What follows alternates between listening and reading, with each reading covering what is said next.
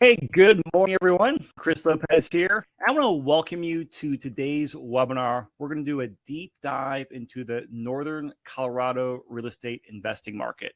Our goal here in about the next 45 minutes is to give you a detailed guide for the trends, what's going on in Northern Colorado. We're going to cover 3 deal analyses and also talk about some opportunities in the current marketplace. But of course, if we're getting the details, I have to go through the standard disclaimer here. We are not giving you legal, accounting, tax, or financial advice. Please consult your professional team.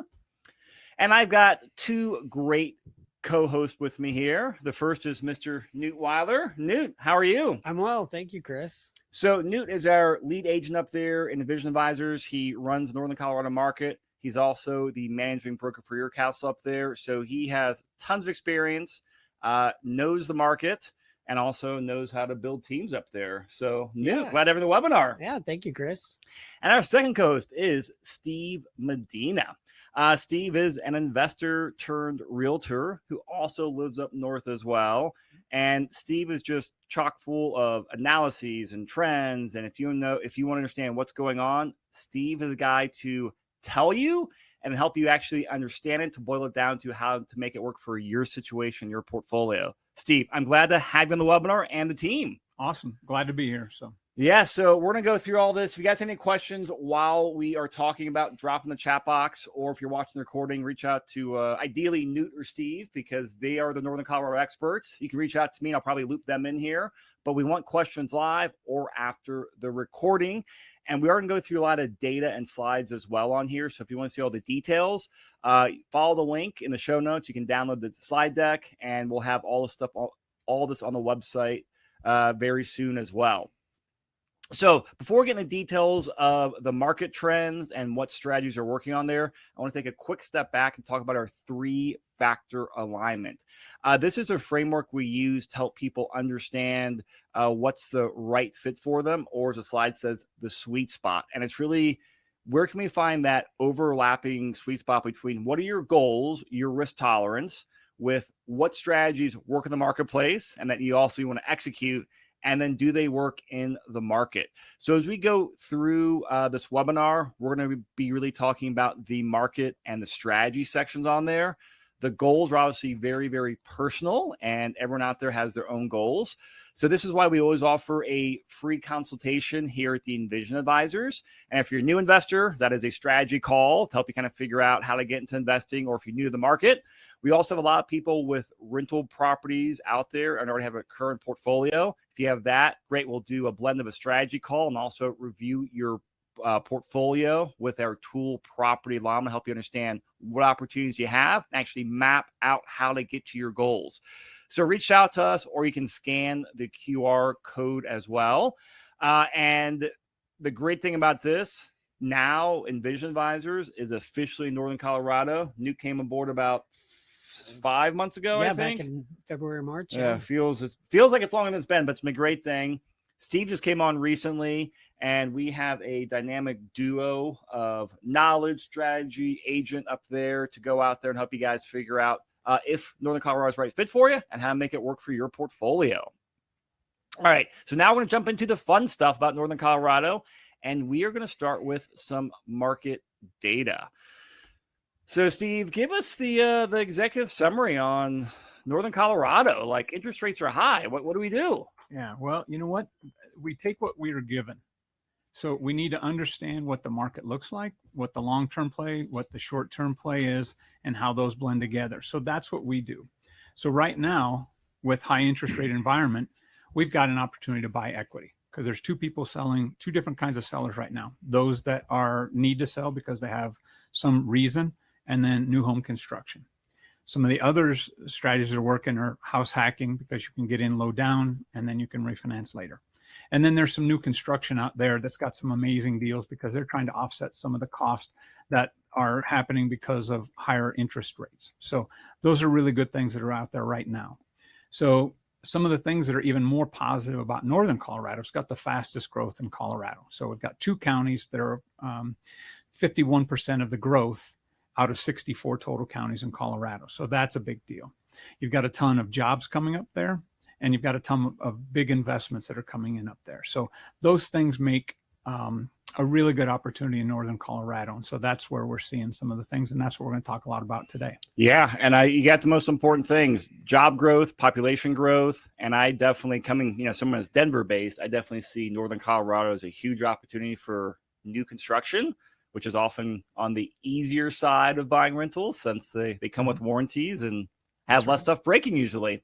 But the high level, you said buying now is buying equity. That's right. So just some of the overriding kind of macro, issues is that interest rates are, limiting sellers from, getting into the market and putting it on market. It's a barrier for investors that are seeking cash flow. Renters can't get in, so they're stuck in the rent space, and then there's still too few houses available. So those things are kind of macroeconomic, but they also play into how we factor the opportunities in Northern Colorado. So okay.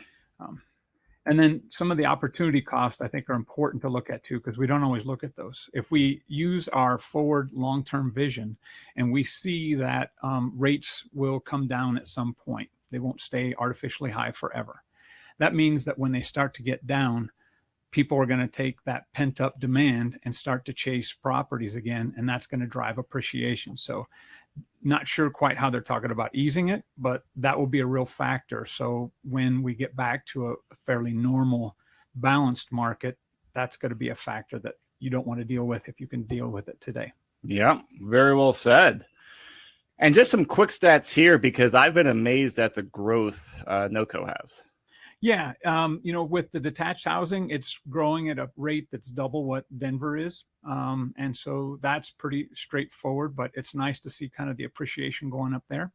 When you get to the attached housing, it's actually growing at over six times what kind of the Denver markets are. So we've got strong appreciation still up there. It's not everywhere, but it's where to find it that it's going to continue. So. Yeah. And actually this was like, I'm looking at detached homes here. Like last year, you guys appreciated about 6% and Denver was just under 3%. And I did not know until we put this data together that you guys had that strong of appreciation up there.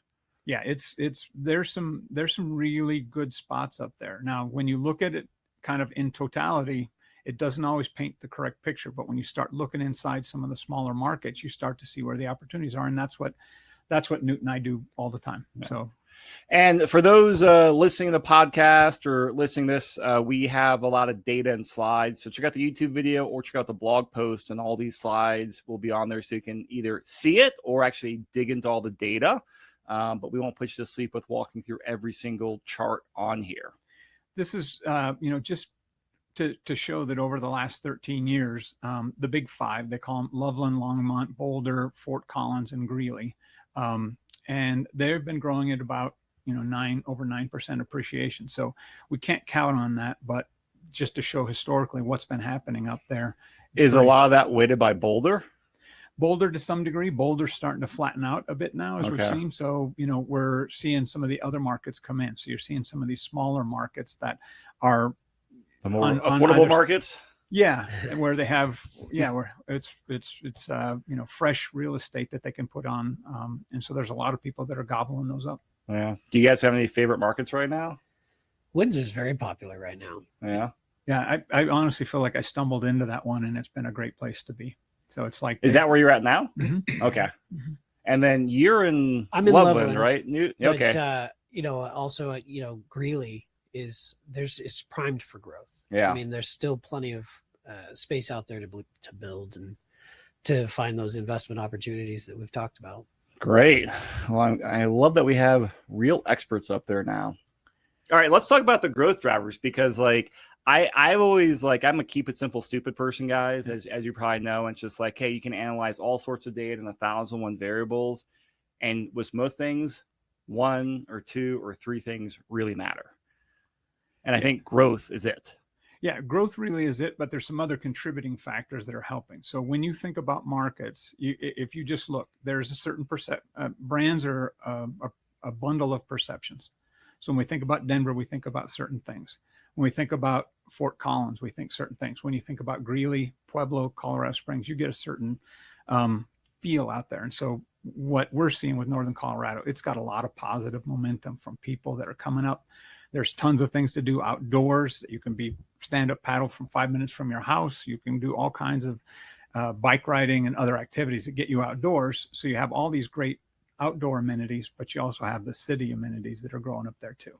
Yeah. So, and that's why I think some of the space that's available up there, some of the economic environment is what is creating an opportunity for more jobs to come in there, more investment to come up there, and the people are coming up there too. So we're going to see, I think the forecast is pretty phenomenal for those two. So we'll get to that in a minute now. Yeah, I love how you describe like having the market as a brand. Obviously, I've talked about brand. I know thought about having like the markets have a brand. So I like that concept a lot. And you're right. Every city has a different brand or feel to it. You think about Detroit, you get a certain set of perceptions, right? You think about, Windsor now, and you start to see it. You go, oh my gosh, that's a different place. Yeah. How long you guys lived in Northern Colorado for?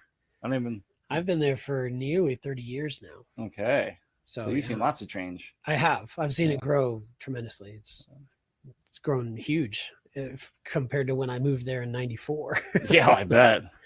Yeah, I've been up there, 2.5 years? And so we were down in Arvada before that. Yeah. So we were in the area, and we'd go up there to visit baseball tournaments, do outdoor stuff. But now it's a little more slow pace of life. It won't be that way forever because it's going to get caught up, but it's a great place. I like it because there's a lot more small town kind of feel to, just not as much traffic and lots of space. Yeah, lots of space. So, this is just more to show there's some really big, employers up there, and Northern Colorado has, been continuing to have lower unemployment rates than the rest of the state, and the state has lower unemployment rates than the rest of the U.S. So they're still in a really good spot. So there's some amazing information out there about how they're trying to pull in more, job ready and prepared, young students and young employee, not storage, but what do you call them? Like, they need more staff, they need employees. And so that's going to be a one-to-one relationship over time. They can't grow their businesses without good quality employees. And so that's what they're starting to see in some of the high schools and things like that, is they're creating more opportunity for employers to have good employees right out of high school, right out of college. Oh, fantastic. And these are some of them. You guys may know some of these. Who knew that we had, Ursa Major is rocket engines out of Berthoud. And some of these others, Vestas, Agilent, Microvast is one of the country's leading, lithium ion battery manufacturers. Oh, okay. So they're up there. There's rail up there. There's all kinds of things up there. So some of these, higher tech or higher paying jobs.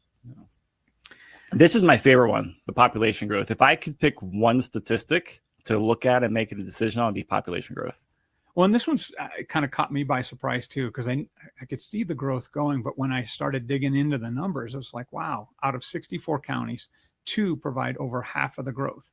And there's about 366,000 in Larimer and 350 in Weld. Those are projected for Larimer to go to about 500,000 by 2040. And Weld is supposed to be close to 600. So it's going to grow 250,000 and 150,000. So you're talking 400,000 new residents up there. Where are they going to live? Where are they going to work? Where are they going to do all that stuff? That's what they have to solve for the next few years. So there is a great mix of housing products up there. Yeah, I was amazed. I mean, you have Larimore was 15% of overall Colorado growth. Weld was 36%. So those 2 counties are doing just over 50% of the population growth, which is bonkers. Like, I knew you guys were growing up there. I didn't know it was like that though. Yeah, don't tell anybody. Oh no. Yeah. Well, I don't think it's that, because I think the first thing when Newt walked in the door was you had a couple colorful things about the traffic up there. Yeah. Well, there you go. You want to get rich in real estate, you got to deal with some traffic, right? That's true. I'm tired of slamming on my brakes. All right, and talk to us about new construction, new investments, because like one of the brand associates have with Northern Colorado is new. Right. And that's what it's kind of fascinating when you boil it down. New is really what's driving the markets right now. You're seeing new construction and new investments. And so we're seeing things, and you guys, may have seen them out there, but there's things where Centerra South, the McWhinneys, are trying to build $1 billion multi-retail, multi-family townhomes and things like that. That's just one project. And so they're building out a lot of things up there that are going to continue to grow. There's, for you guys that don't know, it's Burlington Northern Santa Fe is looking at an intermodal one facility they're putting in Hudson. And it's projected to hire between 10 and 20,000 employees, because that's just massive. It's like billions of dollars into the economy. The Rodeo Dunes, somewhat similar to like Bandon Dunes in Oregon, they're putting in a brand new set of golf courses. They've got 2,000 acres where they can build 6 different golf courses to make it a destination resort. Oh, wow. Yeah. And they're just smaller, but people love Buc-ee's. It's kind of that visible signal. The world's biggest Buc-ee's was, I think, slated for Tennessee. And the only difference is it's got 4 more pumps than the one we're going to have in Johnstown by the end of the year. It's coming up quick. Yeah, this is actually probably my thing I'm most interested to go see, because I've heard it's basically a Costco at a gas station. Apparently their barbecue is amazing. I want to go experience. You can get anything on any shelf in there, so help yourself. It's a thing. And they serve gas. Yeah. 117 pumps. When we do a bus tour up there to go look at properties, it'll be Buc-ee's, right? There you go. Yeah. We'll be stopping at Buc-ee's and Newt's Bar. That's right. We'll go over to Greeley. Well, and across the street from Buc-ee's is a whole new retail section coming out. And then there's the Revere development that's about 1,500 houses. They haven't punched holes in the ground yet. So there's a whole sequence of things that's coming up there, and they're investing. They need employees. People are coming. Weld County is a little bit younger than Larimer County. And so there's a lot of, organic population growth, because it's a younger community. They're having more kids. Well, guess what? They're growing out of the houses they're in. They're going to need to move. So it can't survive in a static market. It's got to grow. And that's why we're kind of seeing the new normal now. But when the rates get back to being not artificially raised, things are going to really start to ramp up. And that's what we're excited about seeing. Yeah, so love that. And then this moves us into the strategy. So great job, guys, when covering the market data, because I gave you guys a very hard job. I said, give the couple of key points of market data that tell the story 2 thumbs up. There's a lot more data that we can share, a lot more data that we have access to. If you guys want more data, reach out to us. We've got, slide decks and reams of a lot more data up there. So if you want more of it, reach out. But we want to give you the high level of job growth, population growth, new construction, new investment. Those are the themes. There's growth and new. Mm-hmm. And now we want to kind of shift to our third circle, which is now the strategy circle. And that's saying, hey, what type of real estate investing strategies work in the market right now? Because depending on the market and depending on overall market conditions, different strategies work, and some are harder, some are easier. And we're always trying to find out, hey, here's how we see opportunity, and I want to present that to you. So one thing that you pointed out, and I love this term you used, Steve, was you called it a false seller's market to kind of like set the stage. What is a false seller's market? Well, as we look at supply of real estate, kind of the number of units that are actually available at any time, if it's under 4 months, we generally consider that a seller's market. If it goes 4 to 6 months, we're starting to be in that balanced market. If it's above that, it's a buyer's market. But there's something else that's going on right now that isn't always obvious to people. There's an artificial play happening on interest rates. So what that's doing is it's causing sellers not to want to put their properties on the market because they may not get the value they're seeking for them. And so that's creating what we would normally look at first glance and seeing seller's market. It's actually a buyer's market out there. So that's what's fascinating about the false seller's market. Yeah, this is where months of inventory does not tell a complete picture. The artificially high interest rates, you don't need to go in to look at this slide, but basically you've seen the Fed raise their rates. And then there's another risk premium that when the lenders feel comfortable, they lower. When they don't feel comfortable, they raise. So you're paying 2 sets of situations that are artificially inflating interest rates now. So once that the consumer index starts to slow down and inflation slows down to the point where they feel comfortable, they'll start pulling some of those artificial things out of there. And we should try and get back to a normalized, balanced kind of marketplace. Right. And then here is if you're looking at the slide, this is a pretty detailed matrix of going through about 8 different strategies on here. We won't read every single one, but you guys can download it. And then we just labeled them like red light, yellow light, green light for, what's easier being green, what's a little bit harder being yellow, and what's the hardest right now being red. And these are just, hey, what are different strategies that work really well in the marketplace right now? And the 2 best ones up there right now are long-term rentals and house hacks, right, guys? Yeah.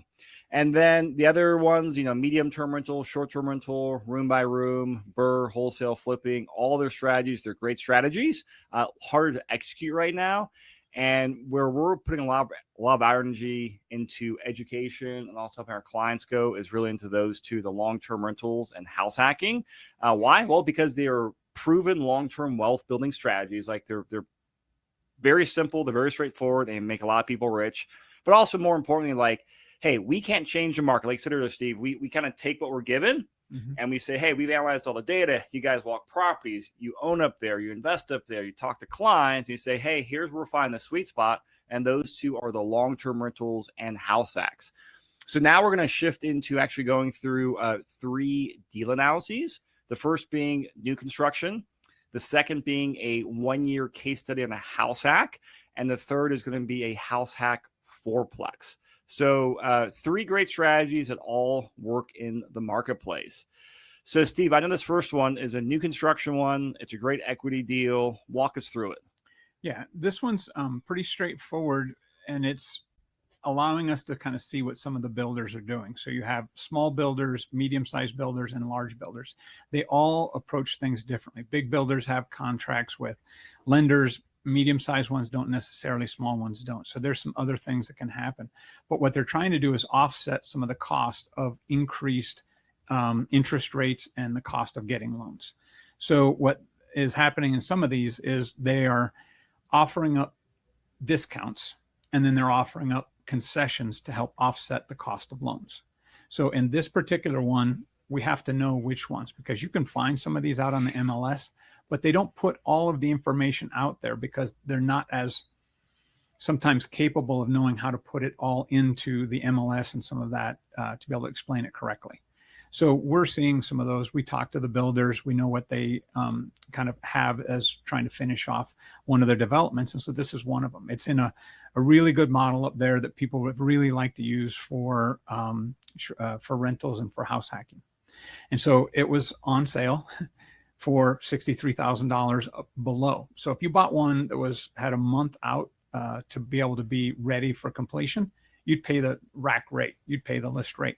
But since this one, for whatever reason, just didn't get picked up, it's got a deal sign on it. And that's what we understand because we watch and, I have a couple of these. So I actually really like this particular model. Like you own it yourself, you're saying. Yeah. Yep. And so this is one of the great things about new construction that, I have definitely learned as I've been an investor out here is like, you don't think new construction and networking in the same sentence, but really for finding deals like this, it really is key networking, because I've seen for last number of years, minus, a year or so in COVID, the low interest rates, end of the quarter, builders would say, hey, I've got a couple of couple houses I need to sell before the end of the quarter so they can hit their numbers for whatever loan or, goals they have. And like, hey, do you have any investors or buyers that want something for $50,000 off? It's like, well, yes, sir. Thank you for calling me. I appreciate it. I get those calls a lot. Yeah, do you? Yeah, there's a couple builders where we both work very closely with their seller reps. And when they have something that they're just trying to unload or finish out the phase so that they can move on, yeah, they'll reach out. Hey, you got any buyers for me? I love it. Yeah. And so definitely make sure if you guys are wanting to know that, you plug in with Steve and Newt, and also either go to the website or send us an email. We'll add you to our email list, or I should say our deals email list with Envision Advisors. We usually send out like 1 to 3 deals a week between Pueblo and now Northern Colorado. House hack, multis, fixer-uppers, just kind of what we see out there. Yeah. Some new construction as well. So definitely reach out if you're interested in properties like that, because when they happen, they get scooped up pretty quick. And, hey, just like the builders call you guys for go-to, if we know investors want it, guess who gets gets the first phone calls. Yeah, people that we've absolutely. talked to. I actually have a duplex under contract that we actually floated up from backup offer, and it was in Fort When you say Collins. floated up, what do you mean? Well, we were in the backup position, and for whatever reason, the first position bowed out, so we got to get up in there. But basically, my point is that to your point, that everything does go super fast. We put that offer in a day, the day that it was on the market, and we still got backup position. So being able, and that particular client's actually house hacking a duplex, so it's That'll be a good podcast one day. Yeah. Cool. Yeah, that's a great one because I've heard you talk about before. So back to this one just real quickly. It's in Severance, which is one of those small little towns that is in and around on the east side of 25. And the retail list price that you would have bought it normally is $502,000. So there's a set of options when you buy new. You get a list price, and then you go in and pay for options too. So that always raises like appliances and put grass in the air backyard, conditioning, fence, things like that you want in there. So basically, it's about $63,000 off. Getting that equity day one, being in an up and coming community in an area, and then being able to refi it potentially, and sometime in the future you can, then actually make it work hard for you. So I mean, that's like what, an 8% discount essentially off normal price, right? Yeah. I mean, that's the thing. Like that is like, I mean, that's a great deal. Yeah, it's a great deal. That's why if I wasn't selling the property out in California right now, where I've got some stuff tied up in, that would have been one that I just said, I think I'll take this one for myself. Yeah. No, and this is like, talk about the new construction as well, because one of the things about new construction is like it is relatively turnkey in terms of maintenance and issues, right? Yeah, what I like about the new construction is you have a year warranty with the builder. And so anything that's not fixed on the way in, right before close, because you have an inspection right before, and so it's usually kind of chaotic because a lot of stuff still isn't done. You can have a window missing and all kinds of stuff like that because they're getting it done and they're trying to meet a timeline. But once you get in, if it's not done by that day, at least the builders up in Northern Colorado have been pretty good about saying, okay, well, let's put it on our warranty list. And so you do one within a month, and then you have, a light inspection that we do at about 11 months. And they kind of say, what are the things we saw in the first time? And then are any new things popping up?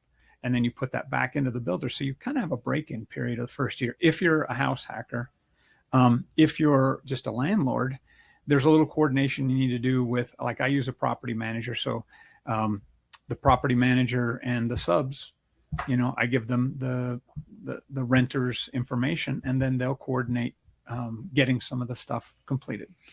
Do you have a good PM for Longmont? I'll have to see if mine goes down. Okay. I got a client that's having a hard time finding a good PM up there. Okay. And I just realized I should probably talk to you guys. All County Properties has always been pretty Okay. reliable. I will get with you guys, do some intros off of there. Thank you. That was on my note to talk about, so I'll do it in the webinar. Look at that. We got it right there. Okay. So this is a lot of information, so I'm not going to wear you guys out with this, but basically you get the purchase price on the right there at $439, and you'll see that it's got a negative cash flow, but that's under a property manager. So if you were to property manage yourself, you might be able to take off $270. You also look at maintenance. You have less maintenance in the first few years. So that's putting money in a bank. It's setting aside because you're going to need it sometime down the road. But both of those things, if you took those out, you'd be pretty close to basically cash flow neutral if you wanted to manage yourself. And this is assuming a 25% down payment? Yes, this is assuming a 25% down. Yeah, okay. So it's still pretty good right there. But, if you want it property managed, if you can refinance it in a couple of years, those things will start helping your cash flow. Okay. We have a question, Newt, from Matt. It says, Newt, is the all county properties the one you referred to me before? Yes. I don't know Matt's last name. More than likely. Okay. Most likely, Matt. I work well with Carrie out of their Fort Collins office. They do a lot. And I believe they go down to Longmont and Fort Collins, Loveland, Berthoud, and Greeley. Okay. Fantastic. So, and what's, just to go back to that for just one half second, is what's great about Property Llama is it allows me to put in a bunch of different variables, because you'll notice that I put maintenance down pretty low. I put appreciation a little bit higher at 4. And then I put property management 10%. So you can adjust those to kind of see, like, if you don't agree with my, assumptions, change them, make them yourself, and either make it work harder for you or, different for you. Yeah, and that's a great thing to highlight. It's all about, there's so many different levers you can pull on here. And, we always try to do, fairly, I say, proper and more conservative underwriting, rather than saying, oh, hey, this thing is, hey, it's amazing cash flow right now. Well, amazing cash flow right now in the market is just really, really tough.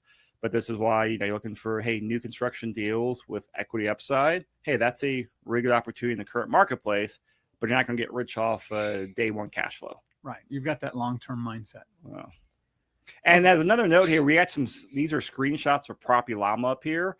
So this is a software we've built, and we use to do a lot of like modeling and more portfolio optimization. So if you guys have any properties you want to plug in there, reach out to me or Newt or Steve, and we'll get you plugged in and get you set up. But back to here, we're looking at about a 4.5 cap rate, and about a slightly negative cash flow, as you said.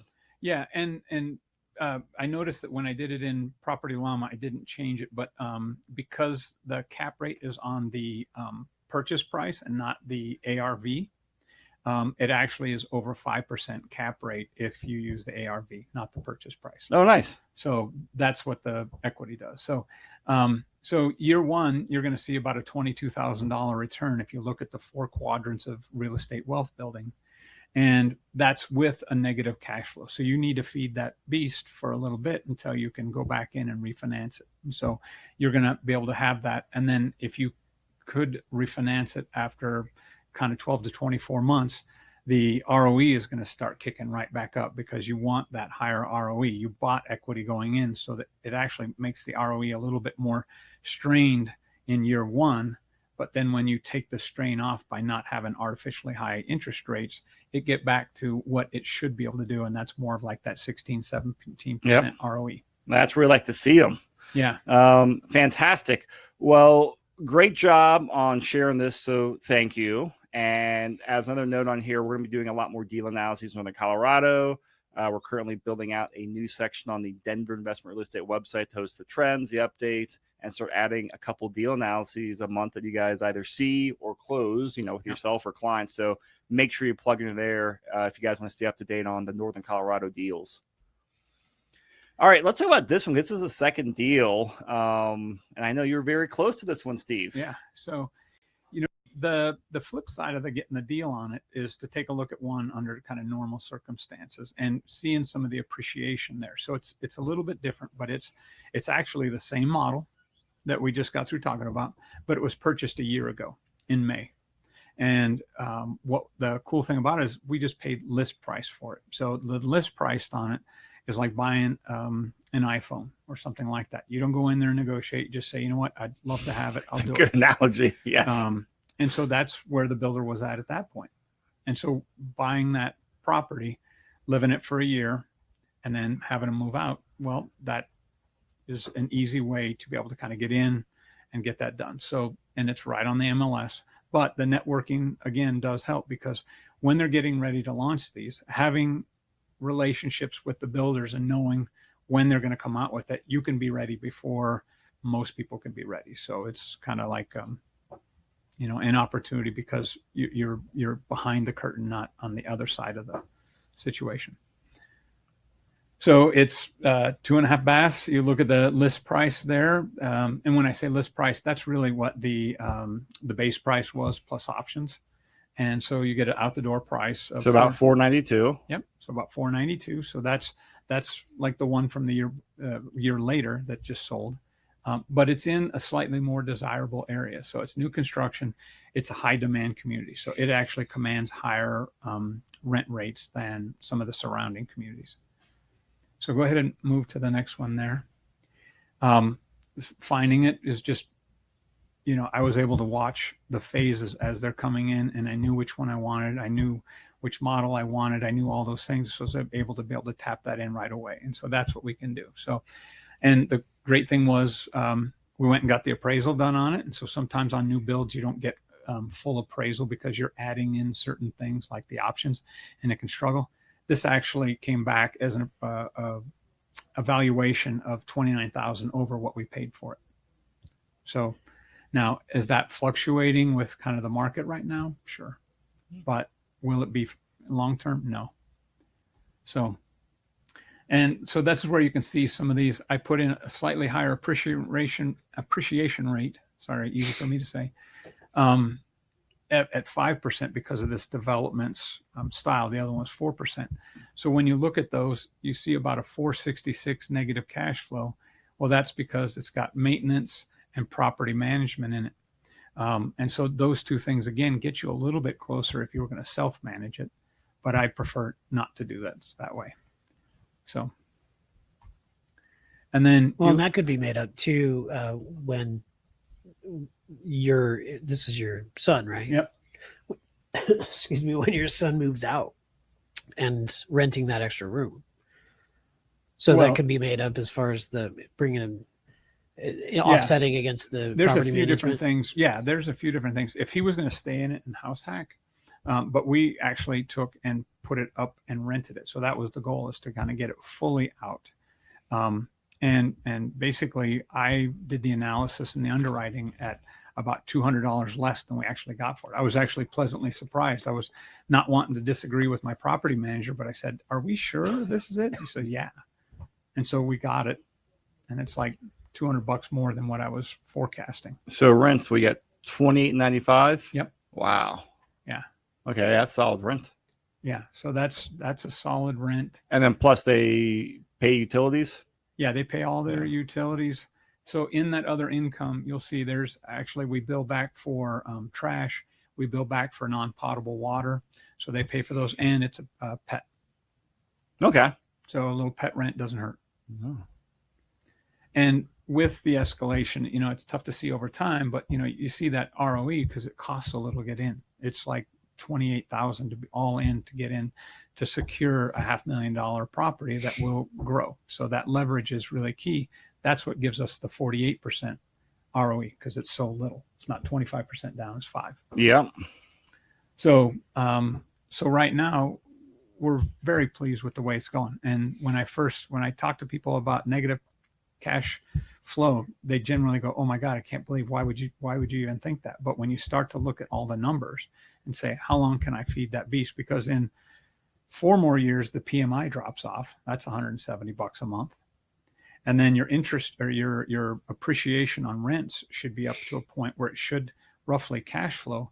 And if you're taking a number and say, well, I've got 125,000 I could put in, is it better to put in 25,000 and save the 100,000 for other things, and get a higher ROE? That's what my philosophy is. So I'm okay, because of the reserves and the way I do things now, paying a little bit of negative cash flow to be able to lock that property up. Yeah, I agree. I think anytime you can put down like a crazy low amount like that, obviously you don't want to be bleeding, but a couple bucks here or there, man, in the long run, you make a lot of money by being highly leveraged. Yeah.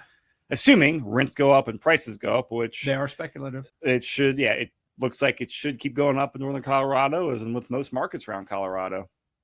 So with, I know as a side note here, we are going to be doing a different webinar or podcast sometime this year on the strategy that you've done with your son to help him house hack, which I know has been a very powerful wealth building, partnership for you, your wife, your son.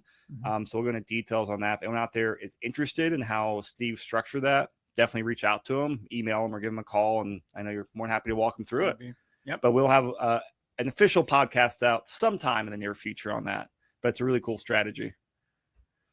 All right, here's our third deal and our last deal for this webinar. And you got 2 great things. You got a house hack and a fourplex. So this is a house hack fourplex in Greeley, right? Yeah. New's been eyeballing this one here. So. Yeah, there's actually several of them in the age. A lot of multifamily that we're seeing. But my idea on something like this was, if some folks had their college age kid that's going to Greeley, UNC, or even Ames Community College up there is very popular. If they were to take and invest in something like this where their child gets to stay at the place, I mean, it just makes sense. And there's, some investment tools to be able to help them finance that kind of thing. But the house hack portion, making the lower down payment, is going to be make it a little bit more affordable, and then again relying on the appreciation and everything, plus the rents, should help offset any of that negative. Greeley has some interesting older areas that are kind of like in the downtown, and so Newt can probably speak to it better than I can, but there's some great turn of the century houses that have like 7 or 8 bathrooms, or excuse me, 7 or 8 bedrooms, 4 or 5 bathrooms. They're just really, amazing structures that were put there. And these are what sometimes, instead of the traditional fourplex where it's kind of a rectangular one with a 2/2, it's actually, there's other ways to get into the house. They can split it. So there's some pretty creative ways. Oh, that's true. That. Yeah. And a lot of Greeley is one of the few places that has that. Well, and a lot of the zoning as well is high density. So there's areas that, like, I know of a couple of houses I've seen that actually had 7 bedrooms. So not only can you rent that, but the lots are huge. So you can build an ADU on the back end of it. When you have parking for all these people. So there's some pretty interesting stuff if you're willing to think creatively and see how you can do that. If somebody was going to come in and with their college son or daughter, take that place on, they can go in and get a 5% down, or they can go in at a 25% down. It depends upon how they want to approach it. Mm-hmm. So. And then walk us through the numbers on here, because it just seems like a great deal. Okay. Well, Steve's usually the numbers guy as far as walking us through the slides, but this particular property, it's been on there for about 3 months, I think we said. And so, for whatever reason, it hasn't sold. And I have seen that there's some must be overpriced then, right? Well, yeah, price fixes everything. Yes. But the purchase price that we've got in here is at $475, just assuming that we could get, whittle that down with our investor client on our side that we're trying to get them into it. And so one thing I want to talk about, because you had mentioned this, Steve, I seen the slide here. You said there was a lot of like older homes in downtown Greeley, and I've been in Greeley just passing through. I don't know the market like you guys do. The older homes, is it the spectrum? Because they're, hey, cool, it's 7 bedrooms, but it's also a 100-year-old house. They are 100-year-old. And so we're talking new construction, we're talking old. How is the old construction? Because I've been in some old homes in Denver, the 1890s, 1900s place. I'm like, wow, I would never want to own one of those places. I also don't like deferred maintenance on anything. So or is it just across the spectrum as far as like condition and layout? Or is that like a major hurdle, do you think?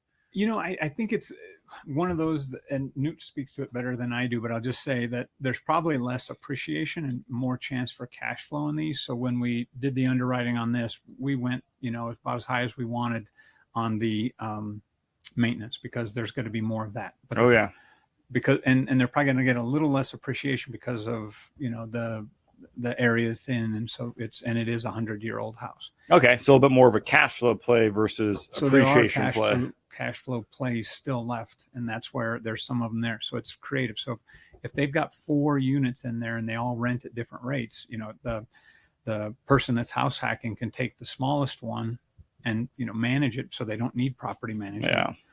So Newt, you have some other anecdotes on some of the. Yeah, I've sold actually many property. They're all over the map, though. There's some that were built in the 20s. There's some that were built in the 60s. So it's kind of it's sporadic as far as the types of homes. I've seen a lot of them. Excuse me. A lot of them, like, they will have sometime in the past they'll have added exterior entrances to a basement for a house that was just a top and bottom. Oh yeah. So they've gotten really creative with making those separate domiciles, but that goes to the rental aspect. Well, and when you look at where that one's at, is right between the medical complex and the college. So it's kind of got either or, so it could be some version of each. That would be an opportunity. Yeah, that's one thing I like about Greeley a lot is just, the university. That's such a magnet, and there's a lot of wealth is created around universities and hospitals. Very hard for them to move or go out of business. Well, as UNC, I wouldn't think it's much of a commuter school. It's probably people. No, live in Greeley and go to school. Put a major investment in their student housing up there. Yeah. So looking at these numbers on here, I mean, So Steve was conservative with the appreciation on this, uh, which is probably a good thing. You know, Well, and that's what we Greeley, talk about. Like, I don't want to oversell something because it's like, okay, but even if it undersell just over or undersell over promise. Underpromise, Maybe we'll overdeliver. reverse that, huh? But you know, when you look at it, if it was managed by the person who's living there, you don't have that. There's no HOA fees, there's no metro taxes there, so some of those things aren't there, and they can at that rate. And we did the underwriting as if all 4 units were filled, because if they lived in it for a couple of years and then moved out, then this is what the property could yield.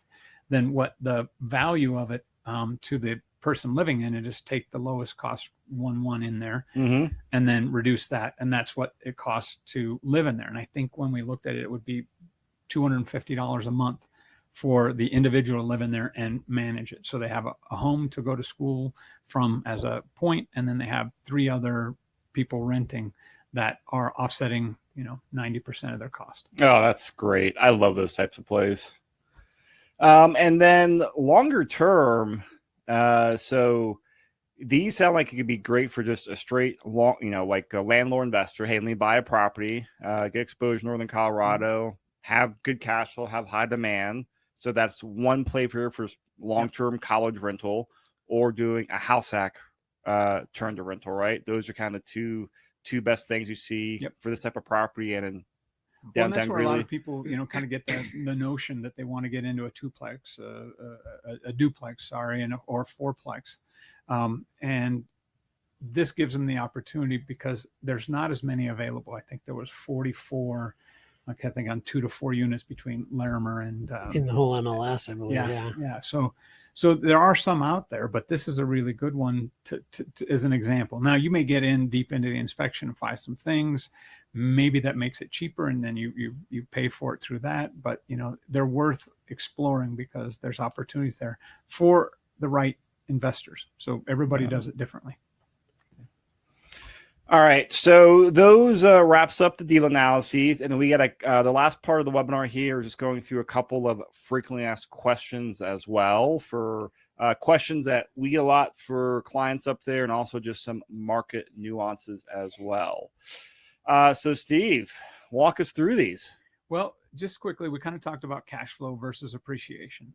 You know, I have I run into a lot of people that still is cash flows kind of like their first thought when they get to investing. And so it's getting people's thoughts to be more balanced about the 4 quadrants of wealth building and real estate. And then they get a balance. But there are some places where you can still get cash flow. That's what that last example. There are some things, if your situation's right and you can do it right, that wouldn't be for me, you know, and my wife to go do something like that. But there's situations where that might work out great. So there are both. And as far as housing prices, we're seeing those, you know, across the country right now. They're kind of at about where they were at historical highs. They're not dipping like they were. And when this artificial stuff stops and we see all the momentum behind jobs, population growth, and, you know, all of that going on in Northern Colorado, I believe that they're going to kind of reignite some of that growth. And then rents have been pushed higher right now because people can't get out and buy their own homes because they're locked out by the interest rate. So they're forced into renter status, and there's more competition for homes. We have a couple 4 bedrooms that 2 people live in them. They didn't bring in a whole family. It's a couple. So they've got 2 people and probably 2 home offices, right? Possibly. Yeah. I know one is that way. And so, but you know, so not every time is a family of 5 coming into a place. It can be, you know, a lot of different ones. So I think that the rent appreciation, that's why, like I say, we underwrote the one in our neighborhood and it came in 200 and change more. So it was like, wow. Do you know kind of what the historical rent growth is there by chance?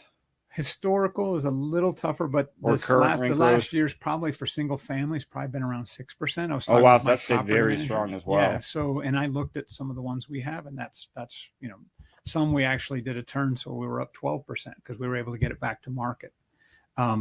But the apartments and the townhomes and condos, they compete differently. So when you have a 3-bedroom or 4-bedroom, that's not really something you find in apartments, right? A 3-bedroom's pretty rare in an apartment.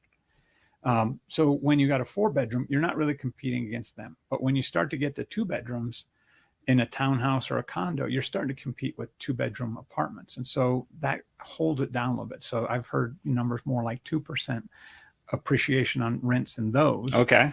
So it's kind of a ceiling that's holding those back a little bit. So not that they're still not good. It's just go in eyes wide open and kind of see where that's at. Makes sense. What about just rules and regulations to be aware of? You know, it's interesting. And Newt and I talk about this all the time. You know, you've got these 2 counties that butt up next to each other. You've got Larimer on one side and Weld on the other. And then each city has their own little set of politics. But on the whole, Larimer has more restrictive, you know, it's kind of been an older, more established area. And Weld is kind of that, you know, less regulation, less cumbersome things. And so that's why you're seeing some of the rapid growth in Weld that Larimer is going to get caught and passed at some point here in the next 5 years, because I think the population was 360 and 366. So Larimer is not growing near as fast as Weld, but together they're both really growing. So, you know, you've got more short-term rental regulations in Larimer and some of the places there. Weld is like, do what you want. And so there's a lot of value to that. And so depending upon who you are as an investor, you may want to choose one of those over the other because it either secures you or it frees you. And it depends upon your investing strategy. Are you, you know, kind of now or last couple of years, as I hear like rules and regulations, my mind always goes towards short-term rentals and Airbnbs. And I don't know that market up there. I mean, I don't know Airbnbs very well at all. I know, you know, the high level here in Denver, and Denver is very hard to, you know, do Airbnb in. Do you know about the Airbnb or short-term rental laws up there, or is that even a popular investing strategy up there? Newt, on the Larimer side, I mean, I would you've say heard some. Well, Fort Collins is probably the more restrictive of everything else up there. And, you know, as far as like Greeley, it's not as restrictive, of course, being in Weld County, but also it's further away from, say, the mountains. You know, you got a half an hour drive to the mountain or to go up to Estes Park or wherever you're going to go. So it's not as a convenient location. But as far as the, you know, the Loveland, Berthoud, you know, that's actually a really good question. I'm kind of the thinking about that. I'd looked at some of those probably a year and a half to 2 years ago during the height of it. And with a lot of these new developments, they have HOAs that don't allow covenants. Yeah. So basically nothing less than, I think the one I live in now, I think it's less than 6 months. It's not allowed. So most of the new build communities probably don't allow it, I would imagine. So that really takes a lot of the places off the board. And so where there is no regulation, so like if you say the town of Windsor, Severance, some of those Timnath, or maybe even Berthoud, they might not, but they have to have something, like Newt says, a reason to get there. So it may be that you want to go in and be in a certain area and you either have a hotel or an Airbnb, but you can't stay. If you're coming in to visit family, sometimes you get Airbnb, sometimes you get a hotel. Yeah. This limits you staying, you know, either stay with your family in a place where no short term is available, or you have to go someplace that's a short distance away. So I think where the opportunity is, it's still a little bit where we're at, but it's probably more towards the mountains where they've had some pullbacks here and there. I think Estes has been looking at some different things when they talked about, you know, kind of pulling back because they're worried about workforce housing. They're worried about that. So they tend to overreact. And even in the city of Estes, also the county steps in if it's outside of the city limits on Estes Park as far as some of the short-term rental regulations. But I would actually, any of our investors that are watching today, I'd be really interested to talk to some of them that are actually doing the short-term rental stuff. I'm fairly new to that aspect of the investing, but I'm from what I understand, it's gotten pretty saturated, and I would actually like to know kind of where that sits as far as their investment strategy and how it's playing out. Cool. So have them give me a call. Very good. All right. What else? What other FAQs do we have here, Mr. Medina? I think the only other ones we've talked about a little bit is the good versus evil, and that's metro districts. And so they're a polarizing thing, and so some people love them and some people tolerate them. Now, well, first, what is a metro district? A lot of people do not know what that is. That's a good point. So it's kind of a quasi governmental body that is the underpinning of a new development. And so what they do is they create all the infrastructure in a new development. So it's the streets, it's the sewers, it's the water, it's the electrical, all those things. And rather than saying, okay, we're just going to add this into a price into the home up front, they do it through a bond process where they can go out and they say, everybody that's going to be in this neighborhood is going to help buy the bonds that we're going to use to pay this, and then we're going to pay them off over time. Now, they're a big play in the difference making between Weld County and Larimer. I can, show people the difference in new construction and how fast it's growing versus like Larimer, where it's slower growing because they're anti-metro districts. It's one of those fascinating things that time will tell.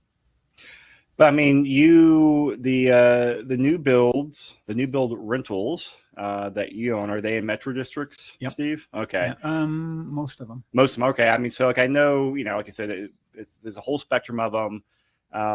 But I always like to say, hey, you've researched it. The fact that you're putting your money there, obviously, like not a huge concern to you, I would say, because otherwise you want to put a bunch of money into it. I don't see it as being a huge impediment because I'm trying to figure out, like, what am I paying for? What am I paying? And what am I getting? And so, some of the things that are in some of these developments are like lakes or golf course or, other facilities. And so there's a lot of benefits to that. Some of them are maybe not worth it for the people that move in there, but for where I've seen, they can be really good.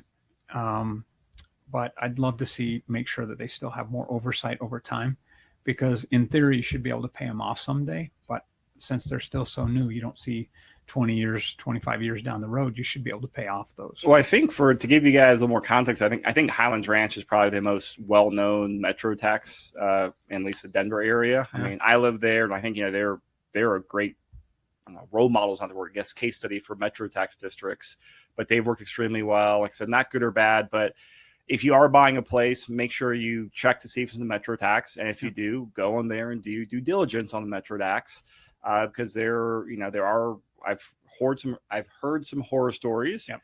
We've been under contract with some in like the Denver metro area, and once we've done our due diligence, or see our clients in their diligence, we've peeled back there. We're like, oh yeah, that's actually, you got like one of the rotten apples there, and we've terminated. So always make sure you understand what it is. Yep. But of course, please do your due diligence. Yeah, that's a great point, because there are some ones that have actually caused legislation. Oh, yeah. So there's more oversight in that now. So, and the Denver Post did some good articles on, I think, a year ago or maybe 2 years ago on there as well. Like, yeah, there's, like I said, not good or not evil. I love that phrase you used. Awesome. Well, any other things we're going to wrap up here with as we kind of come up on the top of the hour? Cool. So as a quick reminder here, and I see a couple questions coming in here. If you guys have any questions, please reach out to Steve or Newt. And actually, probably Steve will be the best point of contact. Steve does a lot of like the strategy building, portfolio optimization. Newt's more the executioning. You're executing on the man. I botched that one, huh? You're executing and the deal's done, and you're a great negotiator. Or if you're really bad, he will execute That's you right. too, right? Good. No. But please reach out to us. We do like to do those free investor strategy consult meetings. We're very much about relationship building, consultative sales, whether you're a brand new person, looking to buy your first place with house hacking and scraping together pennies. We've all been there, done that. Yeah. So we're happy to help other people in that situation. Or if you get a bunch of properties, we'll do a portfolio analysis with you as well. So I see a couple comments in here saying, thanks for the seminar. As a beginner investor, very helpful. Awesome. Glad to hear that as well. Another question. Okay. If you guys were to buy one property right now, or kind of like one strategy in one area, where would it be? You first, Steve. His gears are turning on I here. know. Well, that's I love it. Put some thought into it. It would have been 2 That new weeks ago, construction? and that new construction one. That Okay. that would have been the one. And so I would have picked that up. All right. I love to so yeah, gut reaction. Newt. I would probably go for a multifamily, probably in Greeley, because Okay. it's not likely to have a metro district. But also, I like to mitigate my risk with multiple units. Yeah. So for vacancies. Cool. Awesome. Well, I appreciate that. I think that's perfect answers. All right, everyone out there watching and listening, we appreciate you coming out. I hope you found this extremely valuable. If you want more details, we're happy to send a slide deck to you, a lot more data. But also, again, reach out. We're always happy to have conversations, build relationships, and we want you to be educated to make the right decision. So do not hesitate to reach out to really Steve and Newt for information on Northern Colorado. Any help in general for Denver, Pueblo, or Colorado Springs, reach out to us. We got amazing team members up and down the whole Front Range now. And I'm very glad to have you two on board with Envision Advisors now. Awesome. So thank we're you going for to kick it having off, guys. Yeah. Thanks Come a on lot, up to Northern guys. Colorado. Yes. Thanks a lot, everyone. We will be talking to you soon and sharing lots of new Northern Colorado data and deals with everyone. Bye, everyone.